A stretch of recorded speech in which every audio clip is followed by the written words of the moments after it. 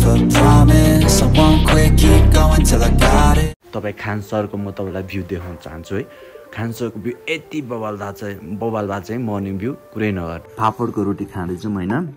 म कहाँ आइपुगे है, आउन गाह्रो थियो बाटो। राति चाहिँ यही बाटो आएको है, गाडी यहीँसम्म आएको थियो। रामेश्वर दाइ एक्साइटेड नहिँड्ने हो र सँगै जानु पर्यो, सँगै आएको मान्छे सँगै जानु पर्यो है। अहिले चाहिँ हामी अब ल्यान्डस्लाइड एरिया आइसक्यो। म हो गाइज, म वान एन्ड ओन्ली ऋषि। यहाँ बोर्ड नि चालिसकेको छ है गाइज, ल्यान्डस्लाइड एरिया भनेर। गुड मर्निङ गाइजहरू है, म चाहिँ अहिले खानसरमा छु। भर्खरै उठेको हो, भर्खर अहिले अब 5 साढे 5 भएको छ होइन।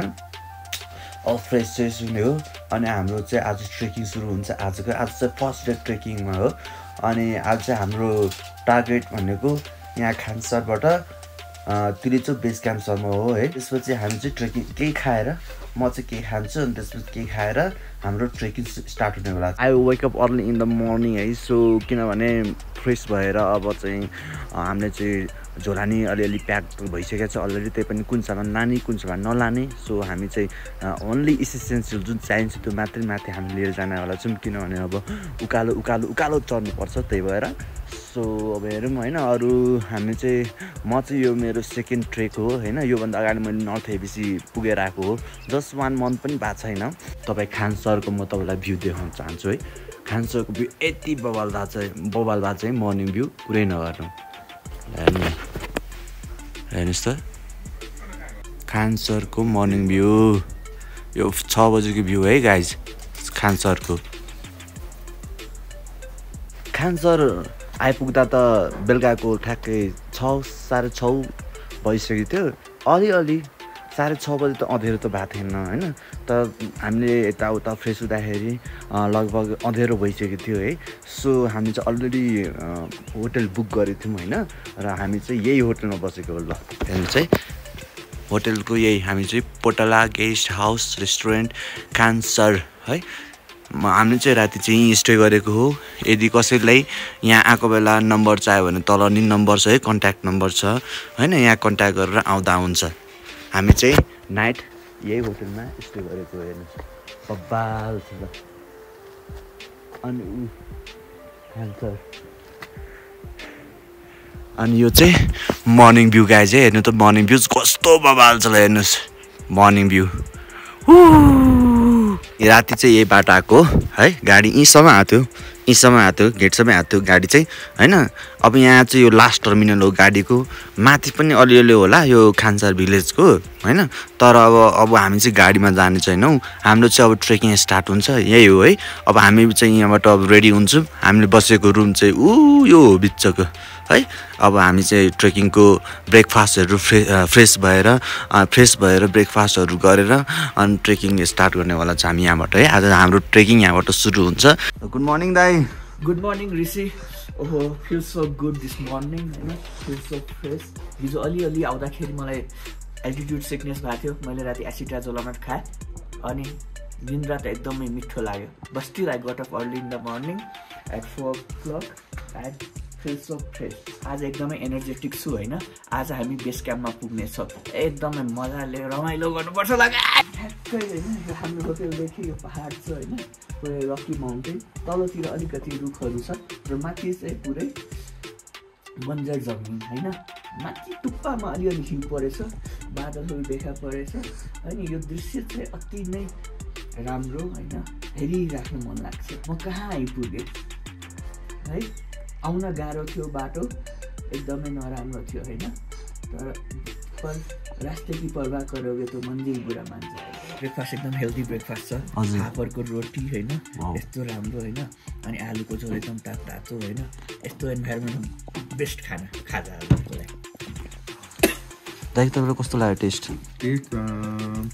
फापर रोटी मलाई त थाहा हुने यो के हो, फर द फर्स्ट टाइम मैले खाइरहेको छु। तर हेल्दी है, राम्रो। फापरको रोटी खाँदैछु होइन।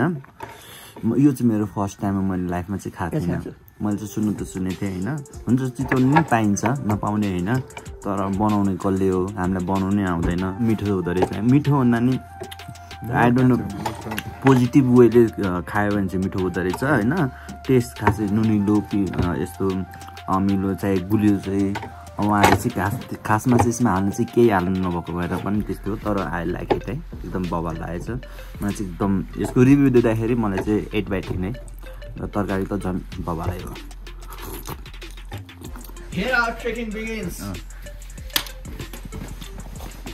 भाउजू कस्तो फिल भइरहेछ अब एकदम कस्तो थाकिन्छ के हुन्छ थाहा छैन अब स्टार्ट हाम्रो ट्रेकिङ ओके रामेश्वर दाइ एक्साइटेड हामी चाहिँ सबजना ब्याग प्याक गरिसक्यौँ होइन सबजना रेडी भइसकेका छन् होइन हाम्रोतिर दाइ नि बबाल हाम्रो भाउजू नि अनि त्यसपछि सुधीर पनि झन् है खतरा लुक्समा छ अब हाम्रो चाहिँ यही हो है अब यहाँ हामी चाहिँ यहाँ योभन्दा माथि हिँडेको थिएनौँ गाडीमै आएको अब चाहिँ हाम्रो हिँड्ने हो कि नन हिँड्ने हो सो हाम्रो ट्रेकिङबाट स्टार्ट हुन्छ गाइज है यो चाहिँ स्याउको बोट हो तल चाहिँ दानै गेटै भइसकेको थियो यहाँ चाहिँ अलिकति फल देखाएन फुल चाहिँ दिएको छ है गाइजलाई हेर्नुहोस् स्याउको बोट ल हेर्नुहोस् क्या मजाले फ्लावरिङ दिएछ है अब 2-3 महिनामा चाहिँ मजाले फलिसकेको हुन्छ यही नै हो गाइज है यही नै हो स्याउको बोट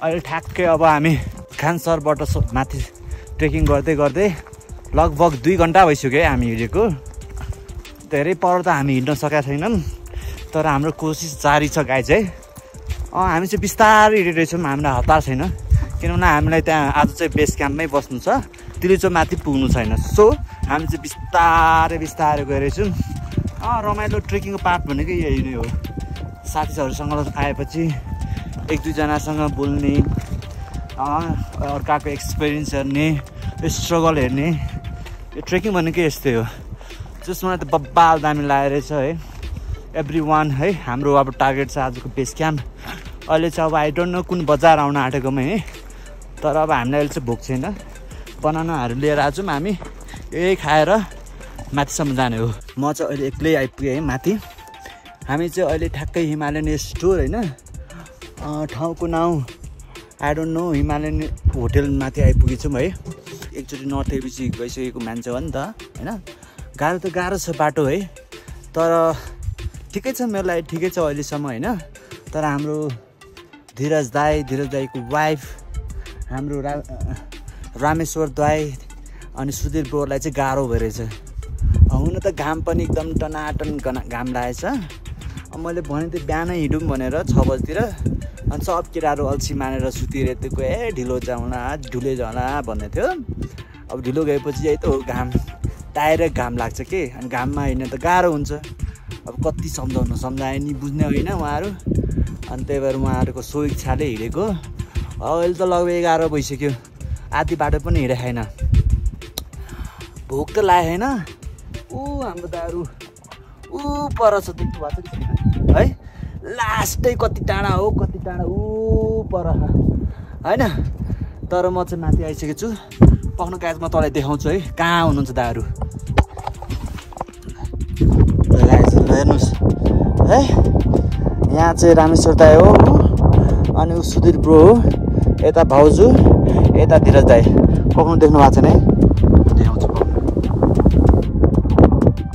देख्नुभयो यो उभिएको कान लाउने धीरज दाई हो यो चाहिँ भाउजू हो अनि यो रामेश्वर दाई अनि यो सुधीर हो है गाइज तल यहाँ आइपुगेछु सिधै है यो ठाउँको लोकेसन पनि त्यहाँ छ मलाई चाहिँ जस्तो थाहा भएन होटेल चाहिँ हिमालयन होटेल है गाइज है लास्ट स्ट्रगल छ र लास्ट बब्बाल दामी भइरहेछ गाइज अब म यहाँ चाहिँ कुर्छु एकछिन दाईहरू आउनुहुन्छ अनि बल्ल माथि जान्छु है गाइज अब डिसिजन गर्नु पऱ्यो नि के खाने के गर्ने भनेर होइन भोक त छैन त्यही पनि दाईहरूलाई भोक लागेको छ कि भनेर सँगै जानु पऱ्यो सँगै आएको मान्छे सँगै जानु पऱ्यो ल है अब हाम्रो सतीश दाई अब मनाङ नआउनु भयो भने हामी फोनबाट चाहिँ हाम्रो कुरा भइरहेछ दाइलाई फोनबाटै दृश्य चाहिँ बेला बेला पठाइदिइरहेछ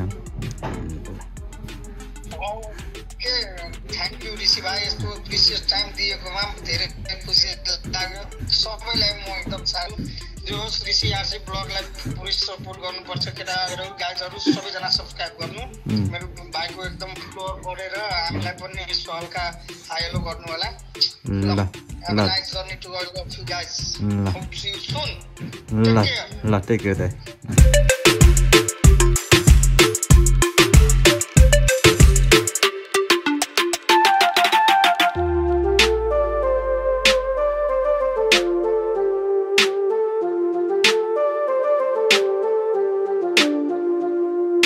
बिसायो 1 घण्टाको रेस्ट अब चाहिँ हामी अहिले 4000 कतिको हाइटमा छौँ 4070 को हाइटमा आइपुगेछौँ बिसायो गार्लिक टमाटर सुप खायो होइन रिफ्रेसमेन्ट पनि गर्यो सुसु गर्यो हाची गर्यो अब चाहिँ हामी फेरि बेस क्याम्पतिर लाग्दैछौँ अब 3 आवर्सको बाटो भनेको छ 4 आवर्स नै लाग्न सक्ला तर हामी आज पुग्छौँ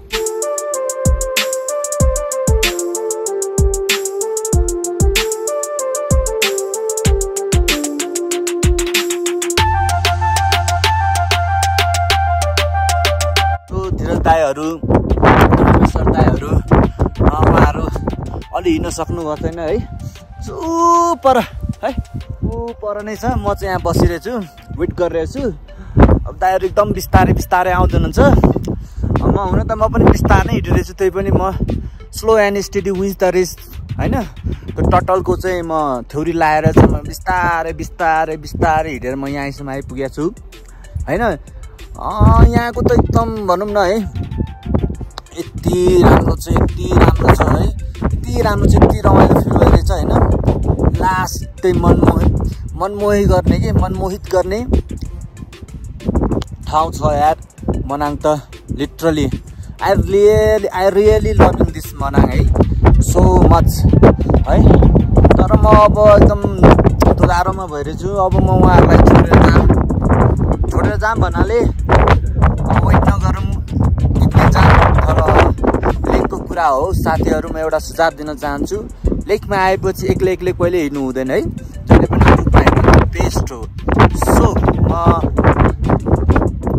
चाहिँ त्यसैलाई चाहिँ म वेट नै गर्छु किनभने अरू साथीलाई पनि गाह्रो हुनसक्छ होइन सो सँगै आएको भने हामी सँगै पनि हिँड्नुपर्छ सो म वेट नै गर्छु होइन म चाहिँ अगाडि जाने चाहिँ मैले डिसिजन लिइनँ म वेट नै गर्ने डिसिजन लिएँ सो अब म एकछिन वेट गर्छु दाइहरूलाई कुर्छु दाइहरू आउनुहुन्छ अनि बल्ल उहाँहरूसँग जाने है अहिले केही भन्नै पर्दैन साथीहरू ल ठाउँको ल आफै हेर्नु होला आफै कमेन्ट गर्नु होला होइन आफै विचार गर्नु होला मनाङ कस्तो छ भनेर है मलाई त हो पुरै लोभ्याइसकेको छ यो मनाङले है अब तपाईँहरूको सो इच्छा र तपाईँको अब कसरी भ्याउँछ है कसरी मिल्छ मनाङको दृश्य चाहिँ आएर अवलोकन गरिदिनु होला मेरो अनुरोध छ फेवातालमा साइली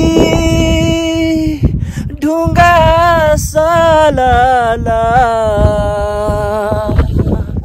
सम्झनामा तिम्रो तस्बिर छलाला लाइदो माया साइली दिलै खोलेर मनको माया साइली ओठैले बोलेर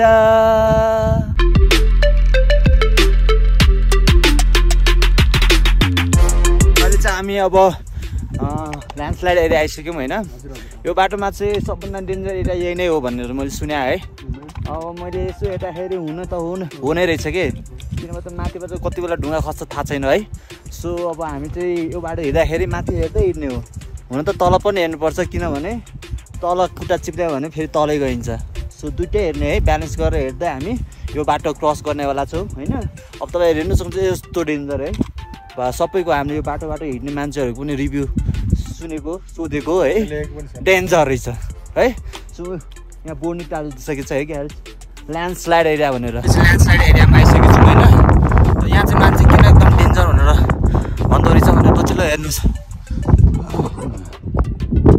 हेर्नुहोस् है ढुङ्गाहरू पुरै भिडमा अड्केछ अब यो ढुङ्गा खस्यो भने कहाँ लाग्छ ल कहाँ जान्छ ल भन्नुहोस् त गाई चाहिँ सो त्यही भएर यो एरिया एकदम डेन्जर एरिया हो यहाँ चाहिँ हामीले धेरै टाइम वेस्ट गर्नुहुन्न है सकेसम्म जति सक्दो यो एरिया हामी क्रस गर्नुपर्छ सो हामी सुत्ने ब्यागतिर सबभन्दा अगाडि पुगिसक्यो अनि त्यसपछि रामेश्वर गयो अनि त्यसपछि म गाइज म one and only Rishi landslide area cross गरेर आएँ है सो यति डेन्जर छ है लिटरली एकदम डेन्जर ठाउँ हो गाइज है म त कसैलाई आँट छैन होइन भनेपछि म अघिल्लो चाहिँ म रिकमेन्ड गरेको थिएँ होइन कि मनाङ आउनुहोस् भनेर होइन मनाङ आए नि ठिक छ दिल्लीसो आउनुहोस् भनेर होइन तर यो बाटो चाहिँ लिटरली एकदम धेरै डिफिकल्ट एकदम धेरै एडभेन्चर र एकदम धेरै गाह्रो बाटो छ होइन चिप्लियो तल सिधै तल चिप्लियो भने सिधै तल सो म त यहाँ आइसकेँ है रामेश्वर दाइ पनि बिस्तारै बिस्तारै आउँदै हुनुहुन्छ ओ हाम्रो